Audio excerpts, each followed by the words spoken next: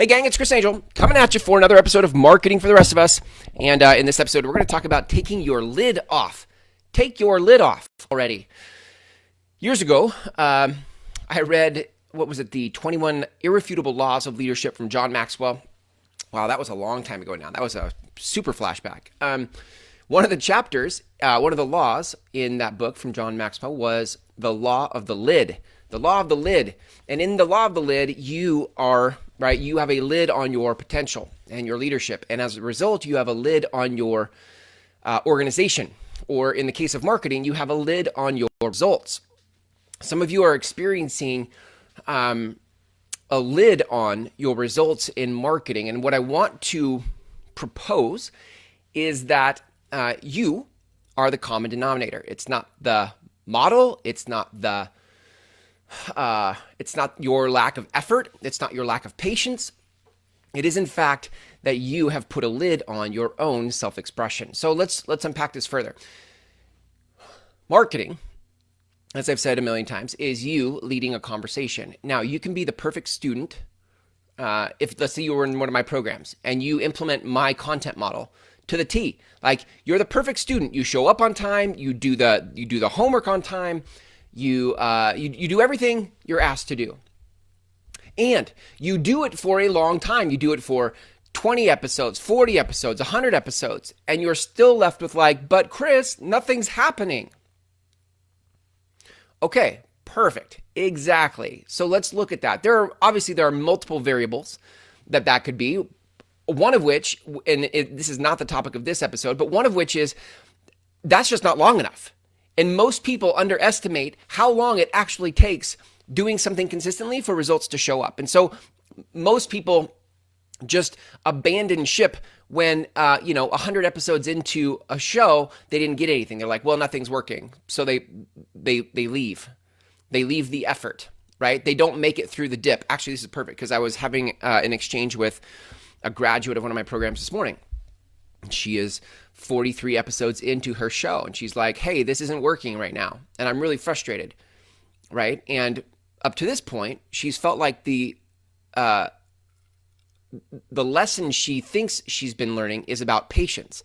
Well, in my exchange with her today, I'm like, it became clear to me, this isn't about patience. You have been being patient. And for many of you watching this, you also have been being patient. And so it would be easy to miss the lesson and think that what you're supposed to do is just continue to be patient. But for many of you, that's actually not the issue. Although, like I said, patience is a thing, and you may have to go 100 episodes, 200 episodes, 500, I don't know, 5 years, 10 years. How long? How long are you willing to do the work until fruit shows up?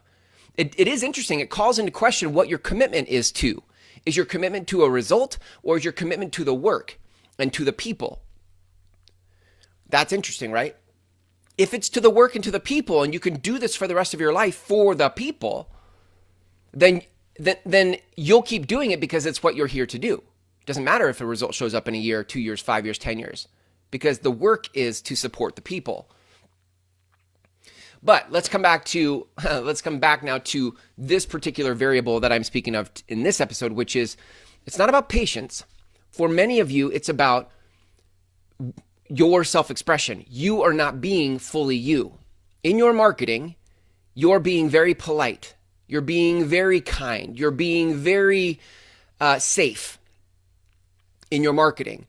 And if that's who you are in your private life, fine, that's great, because then you're being true to who you are. But if who you are in your private life is different than how you're showing up in your marketing, one, we might be able to smell that. We're like, I don't know, there's something disingenuous here. There's something that doesn't feel aligned. Even if I don't know you, I'm like, I don't know. Here's the other piece of it though. If you're showing up super safe and not finding deep in your soul the conviction to communicate through a camera, I just don't care. I just don't care. Now, I'm not saying you have to be angry or belligerent or jump up and down in your videos. That's not what this is about, right? What I'm saying to you is that in this day and age, people want to feel something. And rightly so, they want to feel something, of course. And In order for them to feel, what creates the feeling is authenticity. What creates the feeling is conviction, not scriptedness, not fake feeling, not fake. There's nothing you can do to try to force it. But when you get in touch with what you really want to say to the world, there's a moment of decision, and it's a scary moment because you're like, oh dear God, if I actually said what I wanted to say, people might hate me. There might be a revolt. People might unfriend me like in droves. People might publicly shame me. Who knows what would happen? The flip side of it is that your people might actually finally hear you for the first time. So like I've said, you could be the perfect student who does all the things right. You keep showing up. You're super consistent. You've been patient. But because you're not showing up in your fullest conviction and your true colors, it doesn't land with anyone. It doesn't resonate with anyone. And so you can continue to be patient for the next 5 years, and you will have a slow road to growth. But when you come out from behind your mask and let us see who you really are, like I dare you to let us in on who you really are and what you really think and how you really see the world. Well, now you have an opportunity for connection. My thesis, my belief, my truth, the whole time has been people connect with people. People connect with you when you be transparent and authentic. Like that is what makes this work. It's not that you're posting 5 times a day or that you're doing a daily show. It's not that you have a content model, though that's helpful. What creates the connection is authenticity, and that I see you because you see me. And every one of you have perspective. Every one of you see where others are stuck. In other words, you've built a product or a service. You have a business that is designed to help people where they're stuck. But in your marketing, you're terrified to actually call them out on it. You're not being honest about it. You're being extra polite about it. And so people, one, keep their head buried in the sand because you're not calling them out. But two, it doesn't earn my attention or my trust because you're wishy-washy. You're ignorable. You're forgettable. Not because you are forgettable, but because how you're behaving in marketing is extra polite, and that's forgettable. Do you understand? You are entering a day, an age, an era in what I call the tribal economy, where people are searching for answers from people they can truly trust. But they don't trust politeness, they trust truth. And so you have to start to find it in you. Where you have to find that truth, that conviction, that true colors, that this is what I really want to say to the world, and then stop filtering yourself. Find the line. There is a line here, right? Like I'm not going to tell you everything I think because it doesn't serve the conversation. But I'm going to tell you what I think in a convicted and passionate way so that you get that I see you. You get that I'm in touch with the problem, and that you see I've had the problem too. I have a different graduate who is posting, and she's doing such a great job of leading her conversation and posting and doing I call this, marketing as a spiritual practice, because you're having to go in to find the life lessons, and you have to deal with yourself in marketing this way, because you have to keep bringing the truth forward rather than hiding behind a script or a content calendar that you bought online, or this is what somebody said I'm supposed to post today. You have to go inside to find the truth that you're going to share for your people, because you're the one leading the conversation. And this graduate is doing such a great job of leading her conversation, and she's dealing with herself, right? And she said, I just can't, I'm not as directive as you. She was talking to me, and she said, I'm just not as directive as you. Meaning she doesn't call people out like I'm calling you out right now. I'm calling you out right now. And I can do it because I'm not mad at you. I can do it because I love you. I can do it because I see your potential. I can do it because I am not in your fishbowl. I am over here observing you being too polite in your marketing. So that took me years. That took me years because for years I'm a people pleaser. I love to have people be happy. I'm a cheerleader. I want people to feel good. Yay, let's all high five each other. And for so long in my marketing, that's kind of how it was. And I came off like a pushover. Do you hear me right now? I came off like a pushover. Oh, that's sweet little Chris. Yeah, Chris is sweet. Yeah, good old Chris. He's a great team player. But nobody took me seriously. And it wasn't because I didn't see where I think you're stuck and why I think you're stuck. It's just because I didn't want you to feel embarrassed about it. I didn't want you to feel shame about it. I didn't want you to feel,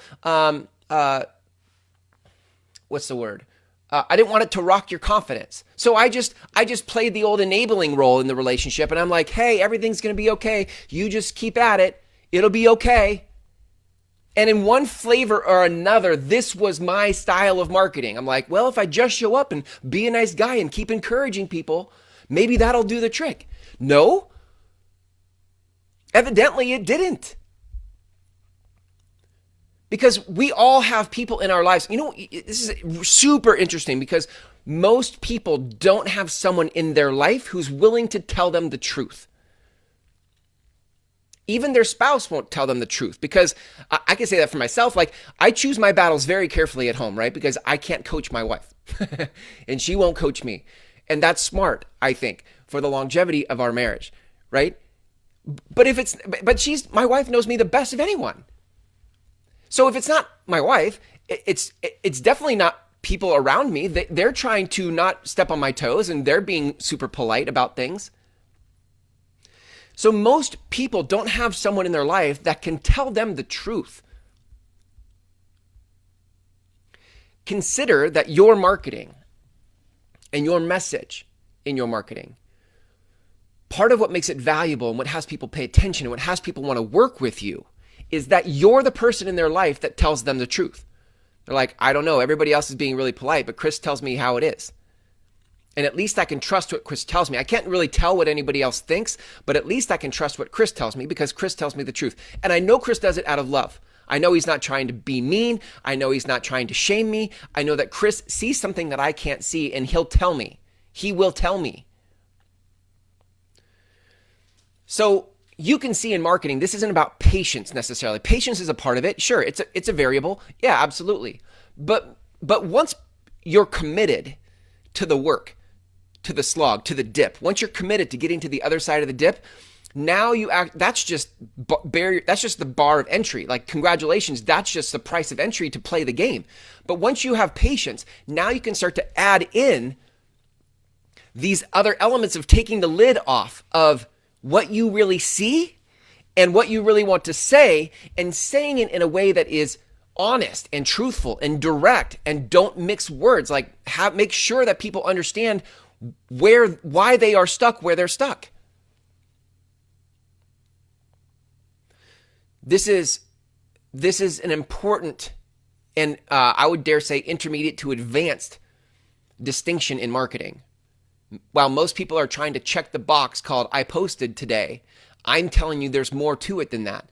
And what makes your marketing work and what creates fruit in your following is that you shoot it straight. You take the lid off your self-expression and you actually say what you want to say to the world. Okay? Whoo! I can feel that. Man, I'm passionate about that. We are living in a very polite time. We are living in a very polite time. And it's interesting because that politeness, what's underneath that politeness is what we really want to say to the world. And we stuff it so deep. We bottle it up so much that you see it come out sideways now in things like this pandemic where people are, keyboard warriors on each other's posts about the coronavirus. And we're like, and so we find these outlets of self-expression, albeit that they're mutated. It's a mutated self-expression. We're so frustrated and pent up emotionally because we never say the truth to people that we find a moment to comment on somebody's Facebook post and it comes out sideways and cynical and jaded and frustrated and pent up, and you can feel it. You can feel it. It's not just the pandemic, but you can see it in politics. We're so polite on the surface of everything, and then we stuff all of this real feeling and truth and emotion up, and then sideways we start to bicker and complain and get frustrated about how it is because we didn't say our truth earlier, and it comes out in this toxic energy. So consider that your marketing, that your message, that the way you engage people, what makes it work, what makes it helpful, what makes it valuable to others is that you actually, again, step out from behind your mask and share what you really see and say what you want to say. And you take the lid off your self-expression so that people get to know the real you. And when you're being too polite about it all, nobody gets to know the real you. And so nobody notices you, and so nobody hires you, and on we go. And you years later are frustrated that, hey, I've been the perfect student, I've shown up, I've done the work, I did exactly what you told me to do, and nothing's working. Yeah. And you did it all from a veil. You did it veiled. You did it behind a veil where you weren't being true to yourself with the world. So that's it, gang. It is scary when you have something you really want to say to the world. The minute you get clear about what you want to say to the world, and you have enough awareness to say, like, I can see where they're stuck. They probably can't see where they're stuck. And I'm going to tell them where they're stuck. There's this terrifying moment where you're like, but what if people judge me? What if people shame me? What if people cast me out? And then you have this moment to either be true to yourself or continue to hide behind a veil. And that choice is completely yours. But what I'm telling you is you're going to find more resonance. You're going to find more following, more fandom, more trust, more connection when you start to be more directive with people about what you see in the space of love, right? But be directive with where they're stuck and maybe even how you've been stuck there too. All right, gang, I'm going to head off to a meeting. Thanks for hanging out with me in this episode of Marketing for the Rest of Us. Here's to all of you taking the lid off your self-expression. See you tomorrow.